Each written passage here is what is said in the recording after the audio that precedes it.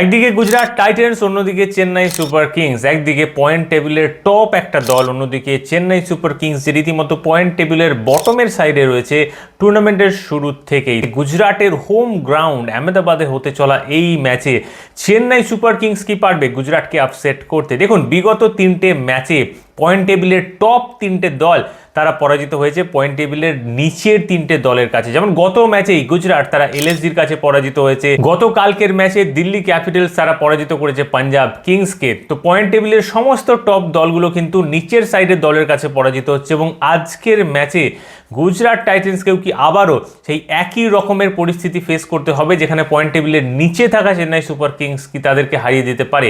আসুন আজকের ম্যাচটাতে বিস্তারিত জেনে নেওয়া যাক, ম্যাচের পুরো রিপোর্ট সম্পর্কে আলোচনা করব। সবার প্রথমে আমরা যদি এই দুটো দলের হেড টু হেড নিয়ে কথা বলি, দেখুন এখনো পর্যন্ত চেন্নাই সুপার কিংস এবং গুজরাট টাইটান্স আইপিএলে মোট 7বার মুখোমুখি হয়েছে, যার মধ্যে 4টে ম্যাচ জিতেছে গুজরাট টাইটান্স এবং 3টে ম্যাচ জিতেছে Chennai super kings. But this time এই সিজনে কিন্তু চেন্নাই সুপার কিংস অন্য সিজনের মতো নয়, কারণ এই সিজনটা তাদের সম্পূর্ণরূপে একটা ব্যর্থতায় ভরা সিজন। তো ওভারঅল এই দুটো দলের হেড টু হেডও আমরা দেখতে পাচ্ছি কোনো দলেরই সেই অর্থে একতরফা কোনো পারফরমেন্স নেই। 3 এবং 4, দ্যাট রিয়েলি টেলস ইউ দুটো দলই কিন্তু একে অপরের বিরুদ্ধে ম্যাচ জিততে পারে। এবার আজকের ম্যাচের কথা বলতে গেলে সবার প্রথমে আমরা যদি এই দুটো দলের বর্তমান ফর্মের কথা বলি, তো অ্যাজ উই অলরেডি নো যে গুজরাট এই সিজনের টপ একটা দল, তারা কোয়ালিফাই করে গেছে, পয়েন্ট টেবিলে 1 নম্বর জায়গাটাতে রয়েছে, এবং তাদের জন্য এই ম্যাচটা বেসিক্যালি রয়েছে যাতে তারা 1 নম্বর জায়গাটা কনফার্ম করতে পারে, কারণ তারা এই মুহূর্তে 18 পয়েন্টে রয়েছে। তাদের নিচে যে দলগুলো রয়েছে, বিশেষ করে পাঞ্জাব কিংস এবং রয়্যাল চ্যালেঞ্জার্স ব্যাঙ্গালোর, দুটো দলই কিন্তু 17 পয়েন্টে রয়েছে।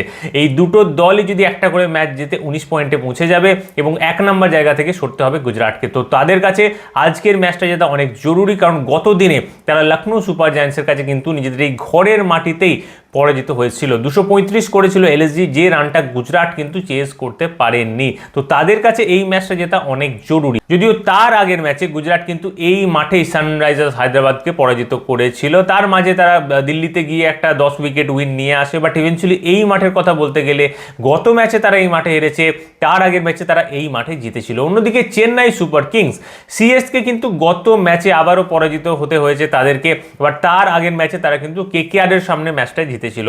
চেন্নাই সুপার কিংসের এই সিজনটাই সম্পূর্ণ ব্যর্থতায় ভরা, বাট কিছু নতুন প্লেয়ারকে তারা তুলে নিয়ে আসতে পেরেছে, লাইক আয়ুষ মাত্রে, এবং যেভাবে ডেভাল ব্রেভিস এই সিজন পারফর্ম করেছে, আই থিঙ্ক নেক্সট ইয়ার থেকে ডেভাল ব্রেভিসের কোনো একটা দল আশা করছি কনফার্ম হয়ে গেল। ওভারঅল দুটো দলই একটা করে কিন্তু পরাজয় থেকে আসছে এই মুহূর্তে দাঁড়িয়ে। এবার এই দুটো দলের তুলনায় যাওয়ার আগে আমরা যদি পিচ রিপোর্ট নিয়ে কথা বলি, তো এই মাঠের যে পিচটা, এই মাঠে কিন্তু যথেষ্ট ভালো ব্যাটিং সার্ফেস দেওয়া হয়। সিজনের শুরুর দিকে একটু স্লো পিচ থাকলেও বর্তমান মুহূর্তে কিন্তু খুবই ভালো ব্যাটিং ট্র্যাক দেওয়া হচ্ছে, এবং 200+ রান কিন্তু এই মাঠে হচ্ছে। এবং গত দিনে যে টাইপের পিচ এখানে দেওয়া হয়েছিল, ঘাসে ভরা একটা পিচ ছিল।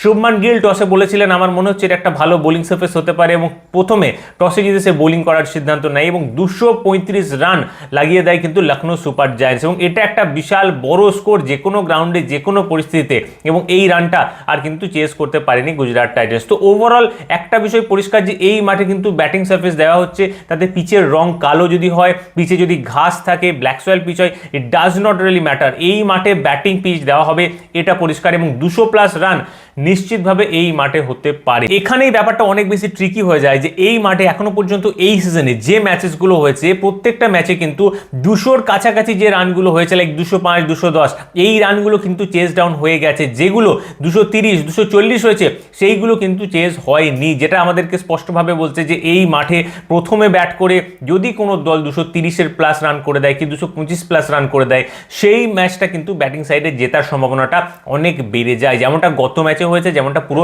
সিজন জুড়ে হয়েছে। So that really tells us যে এই মাঠে টসে জিতে তাহলে কি করা উচিত। এই মাঠে টসে জিতে যদি আপনার ব্যাটিংয়ে ফায়ার পাওয়ার থাকে, প্রথমে ব্যাট করে নেওয়াটা বুদ্ধিমানের কাজ হবে, কারণ প্রথমে ব্যাট করে ভালো পিচের উপর 200 রান তো হবেই, তো এই 200 রানের সাথে আরও এক্সট্রা 20টা রান যদি ব্যাটিংয়ের দমে যুক্ত করা যায়, 220+ রান করা যায়, তাহলে ব্যাটিং সাইড কিন্তু অনেকটা এগিয়ে যায় ম্যাচে জেতার জন্য। এবং নিশ্চিতভাবে আজকে এই দুটো দলই এই একই চেষ্টা করবে যে কিভাবে প্রথমে টসে জেতা যায় এবং টসে জিতে ব্যাট করে 220+ রান করা যায়, কারণ ব্যাটিংয়ের জন্য সারফেসটা কিন্তু খুবই ভালো থাকে। এবার এখানেই আপনি প্রশ্নটা প্রশ্নটা তুলবেন চেন্নাই সুপার কিংস তাদের যে টাইপের সিজনটা চলছে তারা কি 200+ রান করতে পারবে, কারণ তাদের দলের তরফ থেকে ব্যাটিং এ সেই অর্থে পারফরমেন্স দেওয়ার মতো প্লেয়ারের খুবই অভাব দেখা যাচ্ছে। আয়ুষ মাত্রে যাকে অ্যাড করা হয়েছে এই দলে, যে কিন্তু এই সিজনে খুবই ভালো পারফরমেন্স করেছে সুযোগ পাওয়ার পর, কিন্তু আয়ুষ মাত্রের তরফ থেকে আমরা একটুখানি কনসিস্টেন্সির অভাব বোধ করছি। সব ম্যাচে সেই অর্থে সে রানটা করতে পারছে না, যেমনটা সাই সুদর্শন করছে অথবা শুভমান গিল করছে, যে প্রতি ম্যাচে রান করছে। এই বিষয়টা আয়ুষ মাত্রের মতো ইয়াং ক্রিকেটারদের থেকে এখন আসছে না, বাট ইন ফিউচার হয়তো আসতে পারে। At the same time Dewald Brevis কিন্তু প্রত্যেকটা ম্যাচে পারফর্ম করছে। আদারওয়াইজ এই দলে কিন্তু রেগুলার পারফর্মারের অভাব আছে।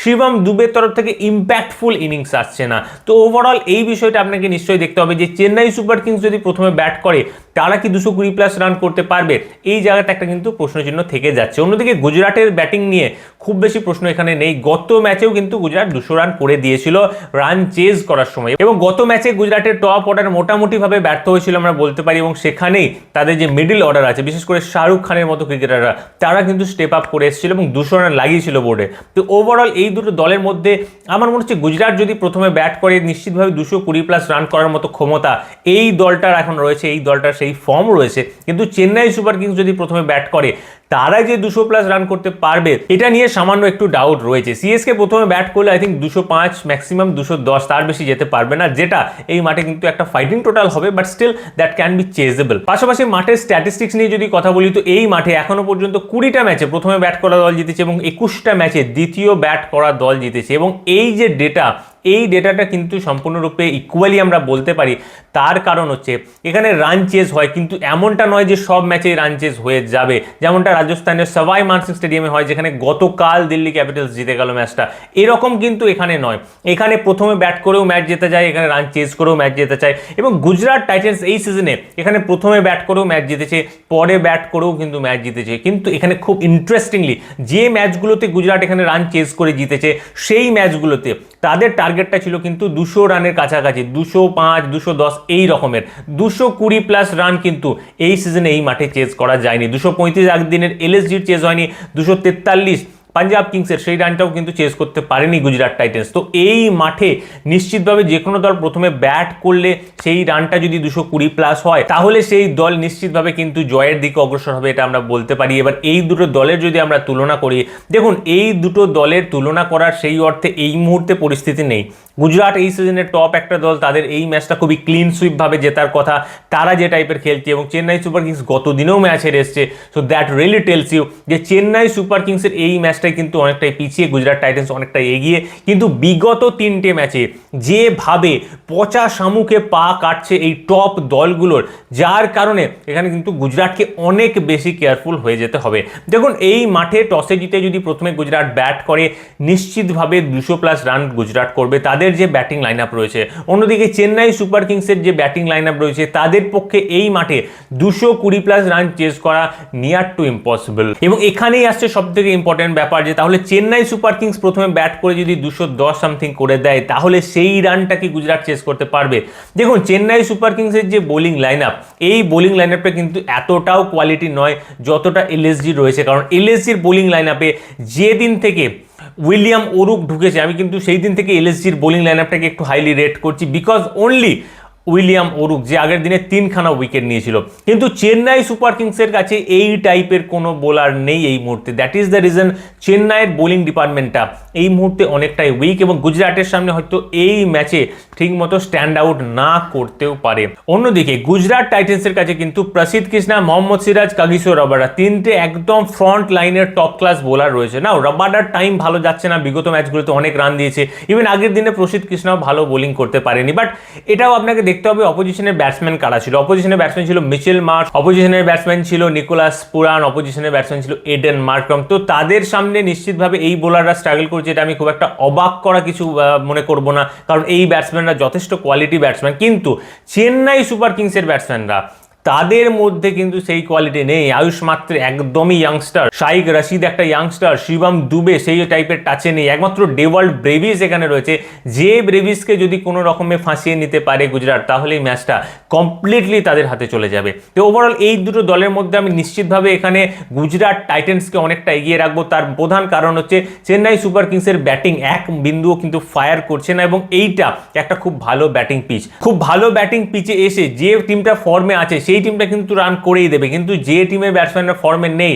তাদের ভালো পিচ কি তাদের খারাপ পিচ কি, তারা কিন্তু সেই অর্থে ব্যাটিংটাও করতে পারে না। তো ওভারঅল আমি এক্সপেক্ট করছি চেন্নাই সুপার কিংসের যে ব্যাটিং লাইন আপ তারা আজকেও কিছুটা ব্যর্থতার মুখ দেখবে এবং গুজরাট টাইটান্স এই ম্যাচটাতে জিতে নেবে এবং পয়েন্ট টেবিলের যে টপ জায়গাটা সেই জায়গাটা কিন্তু গুজরাট টাইটান্স সিকিউর করবে, এমনটাই আমার মনে হয়। এবং টসের কথা বলতে গেলে গুজরাট টাইটান্স যদি টসে জেতে তাহলে তারা প্রথমে ব্যাটিং করার সিদ্ধান্ত নেবে এবং বোর্ডে 220+ রান করবে এবং সিএসকে সেই রানটা চেজ করতে গিয়ে 190 থেকে 200-র কাছাকাছি জায়গায় গিয়ে আটকে যাবে। এবং অন্যদিকে যদি চেন্নাই সুপার কিংস প্রথমে ব্যাট করে তাহলে তারা 200 থেকে 205 রানের কাছাকাছি করবে, যে রানটা গুজরাট টাইটান্স কিন্তু চেজ করে দেবে এই ম্যাচে। তো আজকের এই ম্যাচটা বেশ কিছুটা টসের উপর নির্ভরশীল, কিন্তু কমপ্লিটলি যে টসের উপর নির্ভরশীল এমনটা বলা ভুল হবে, যার কারণে গুজরাট টাইটান্স যদি প্রথমে ব্যাট করার সুযোগ পায় তাহলে তো আমি নিশ্চিতভাবে তাদেরকে এগিয়ে রাখবো এবং দ্বিতীয় ব্যাট করার সুযোগও যদি তাদেরকে দেওয়া হয়, রান চেজ করতে দেওয়া হয় গুজরাট টাইটান্সকে, তবুও আমার মনে হয় এই ম্যাচটাতে গুজরাট টাইটান্স এগিয়ে রয়েছে, তারা জিতবে। এবং বিগত